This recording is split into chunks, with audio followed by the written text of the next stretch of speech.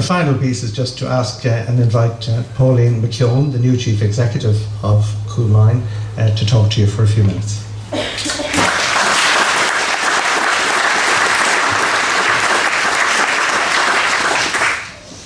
Ladies and gentlemen, I too would like to thank Joe, Charlotte and Willie for the courage you've shown in sharing your personal experience of addiction and what Coolmine has meant to you. This is the work of Coolmine. This is what we're about. We believe here in Coolmine that everyone should have the opportunity to overcome their addiction and to lead a fulfilled and productive life. This is our overarching vision, and it encapsulates our belief that treatment and rehabilitation does work, particularly when enhanced with evidence-based treatments. Secondly, accessible treatment services are pivotal to supporting drug users.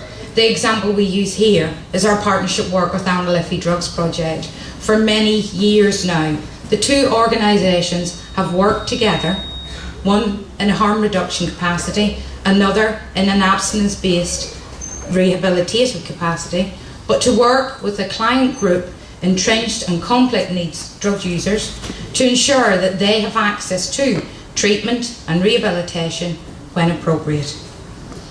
And finally for us, it's about having a rehabilitative continuum of care. We need to ensure that all the clients that come through Coolmine have access to re-education, to re-employment and to rehousing, in order to ensure that they become meaningful participants in society. I am very honoured to stand here today as the newly appointed Chief Executive of Coolmine, an organisation that is regarded as innovative, as dynamic and as responsive to the client needs. This is attributed to those who have gone before me. Today, what we know in 2013, and this is based on our first 3 month statistics, is that we've a changing client profile. The clients presenting to Coolmine now are older than once were. They're in their early 30s. We also see that these clients, we have a change in the drug use that's presenting also. Polydrug use is now featuring strongly. We see a significant increase in the prevalence of alcohol problematic use, and also benzodiazepine use, crack cocaine and cocaine use as well. We here in Coolmine see over 50% of our admissions in the first 3 months of this year from outside Dublin. There is a nationwide element to our service delivery. Again, we are witnessing an increase in the potential clients accessing our outreach services, particularly from within the prison and probation services. Again, over 30% of the referrals to Coolmine so far this year have been from the prison and probation service. At present, our mother and child programme in Ashley House, the only one of its kind here in Ireland, is working at full capacity with 18 women, many mothers and their children in residence. We are extremely grateful to the South Inner City Local Drugs Task Force for their belief in this unique service and the support in sustaining it to date. Folks, as you can see, Coolmine services are unfortunately now needed more than ever. And Coolmine is not new to the idea of organisational transformation. As with the other therapeutic communities out there, we've adopted changes, more postmodern approaches that advocate the introduction of shorter programmes, of evidence-based treatments, and of outreach and community-based interventions. We've delivered significant change to our programmes over the last 40 years, but all the while keeping true to our core values and the core values of the therapeutic community. We have the largest number of staff in any organisation in Europe that are currently trained in the community reinforcement approach. This provides us with a very clear case management and a client progression template for recovery. Again, this is with thanks to the HSE Social Inclusion Unit and also Blanchardstown Local Drug Task Force. We have many other highlights, including the breaking down of barriers over the last 40 years to ensure drug users can access our services, our detox stabilisation programmes, as well as the mother and child. We have a commitment to, as I've said, in reflecting evidence-based treatments, motivational interviewing, cognitive therapies, and mindfulness-based relapse prevention, to name a few. We've focused on aftercare. We've ensured that our clients have community employment, education college courses and employment opportunities when they finish their primary treatment phase, and to ensure they sustain their recovery after their primary treatment. We have also endeavoured over the last 40 years, and specifically in the last few, to strengthen our commitment to quality standards and to good governance. We're delighted to say that we have HSE residential compliance for our detox admissions. We have part of the community of community peer review network. We have assigned the quality in alcohol and drug standards, and we participate in the European Federation of Therapeutic Community Forums. All of this underpins our client's voice and ensures that we remain responsive to our client's voice. Perhaps one of the most significant achievements for Coolmine has been our participation in Research Forum. We currently have our draft mid-term longitudinal study, and we hope to publish this to you in the coming months. Preliminary results from this study is showing that 64% of the clients have maintained their desired treatment goals with respect to their drug and alcohol use at the initial follow-up period. This is higher than the national average, which would be about 29%. The mid-term report highlights positive changes for Coolmine clients across the 3 primary treatment services. There were marked reductions in drug use in both the men and women, and 30% of the individuals reporting drug use, including alcohol, had ceased to use any illicit substances in the 28 days prior to their follow-up. We're delighted to say initial findings also show that we're retaining 52% of the clients who enter our residential treatments for 6 months or longer. This is extremely encouraging for us here in Coolmine, because Coolmine is committed not only to admitting clients, but to ensuring clients are skilled and have rehabilitation and formal structure in their place to become meaningful participants in society. The research helps us shape our focus moving forward, and specifically, we will aim to address the preparation for treatment amongst the prison population, ensure our clients have a positive experience in those initial but very formative and early days of coming into the therapeutic community. We need to ensure that we provide specific depression, anxiety management and self-esteem group work, particularly to our women and our residents in Ashley House. We need to ensure all clients have meaningful work placements, education pathways in place post their residential treatment. We will endeavour to address these findings in a timely manner. Of note, however, at our findings at the 12 and 18-month longitudinal study, we see an additional emergent issue, and one which concerns us, and that is housing. Our clients are reporting acute housing problems at the 12-18-month follow-up study when they've completed the residential phase in Coolmine, that they have significant lower rates of psychological, physical health, and also significant poorer quality of life than those who have stable accommodation. This concerns us. As a sector, we know that reintegration is vital to reduce the relapse rates, and we're extremely grateful to Focus Ireland, to Peter McVerry Trust, to Fingal County Council, to Dublin City Council, Sophia, Sonus, Daisy House, YMCA, and all the many, many housing providers out there who work with Coolmine, work with our clients and provide housing and step-down accommodation.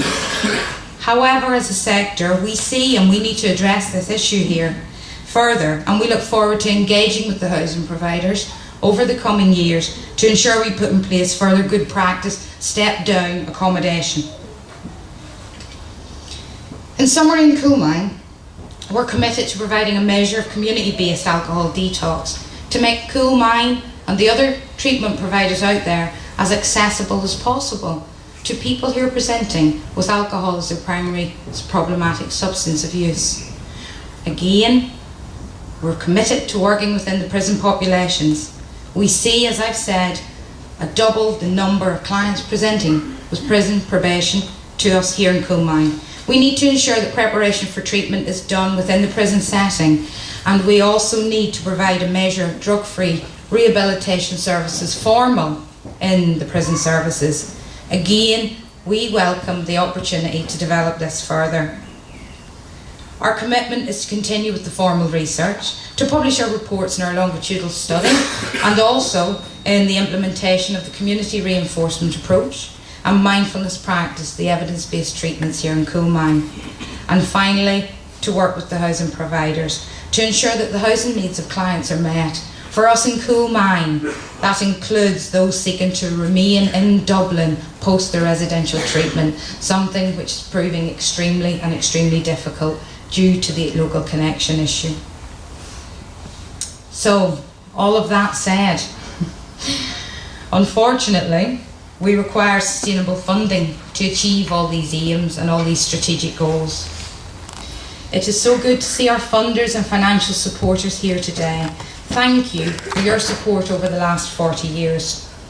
We're broadly speaking supported by the Probation Service, HSE, Department of Health, via South Inner City, Blanchardstown and South West Regional Drug Task Forces, the Department of Social Protection, Dublin City Council and also the Irish Prison Service. We would like to thank our grant providers over the last 40 years who have supported us and enabled us to respond to our client needs.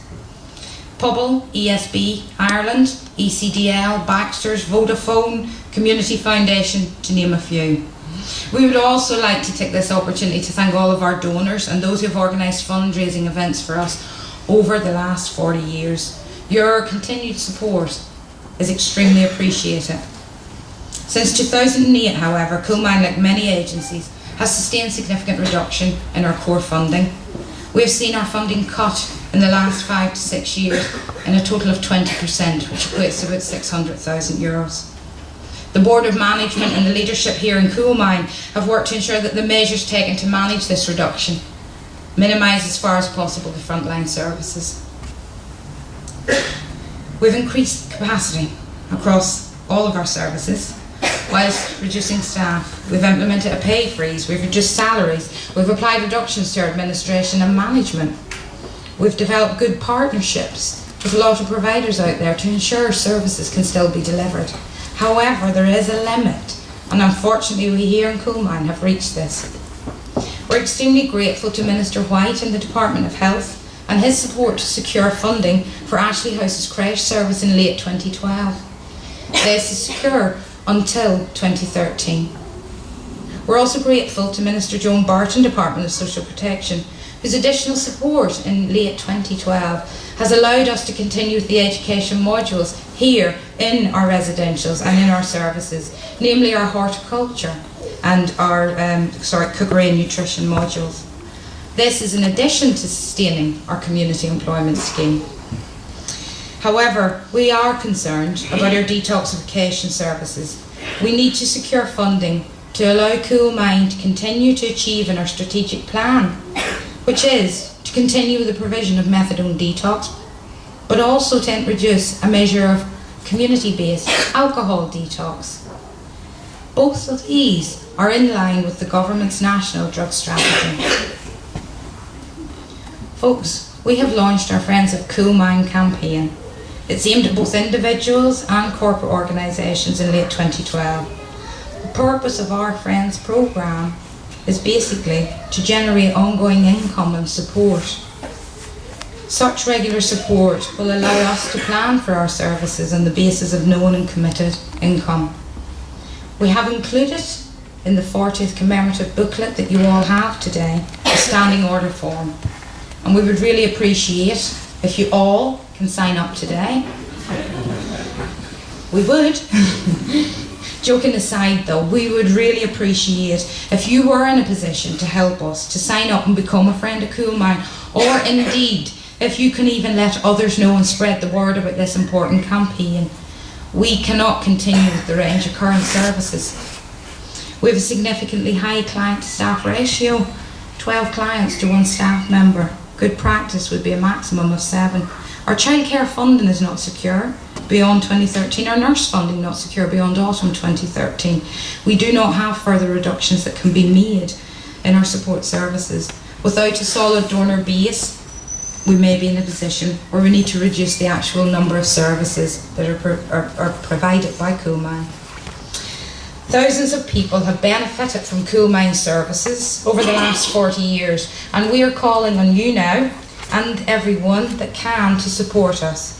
We need standing orders today. A monthly gift of €10 helps provide a bed and treatment here where you are in Coolmine Lodge. A monthly gift of €15 provides baby supplies and food for one of our mothers and their children in Ashley House. And a gift of €21 helps provide a detox bed in either of our residential units. As you can see, Coolmine provides value for money. Folks, I'm going to finish up shortly, but as mentioned earlier, Coolmine has always been committed to partnership work, and increasingly so in the last number of years.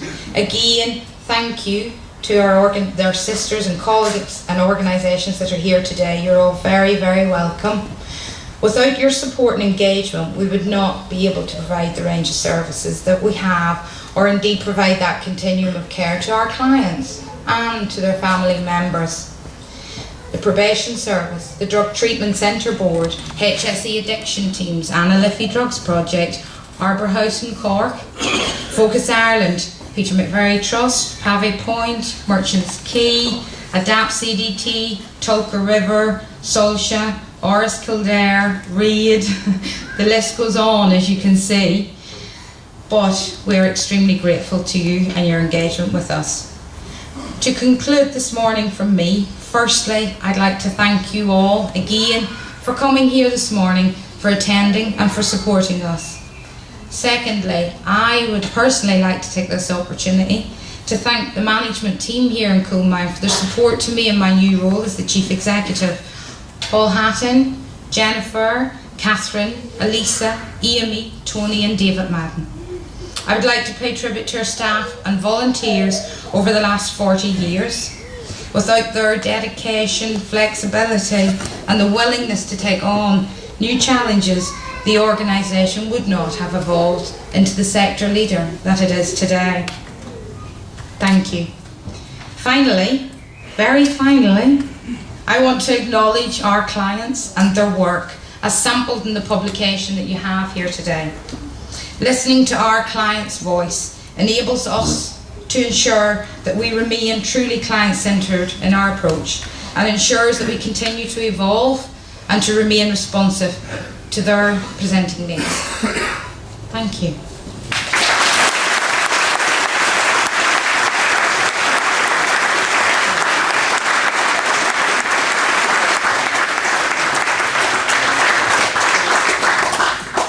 Right, we'd like to invite you to help yourselves to some refreshments, and if you'd like to walk around and have a look around the lodge, you're most welcome. Can I just say today, I'd like to thank our sponsors, Usher Bathrooms, the Fingal County Council and Shay Kane, who actually helped to finance this today. Thank you very much.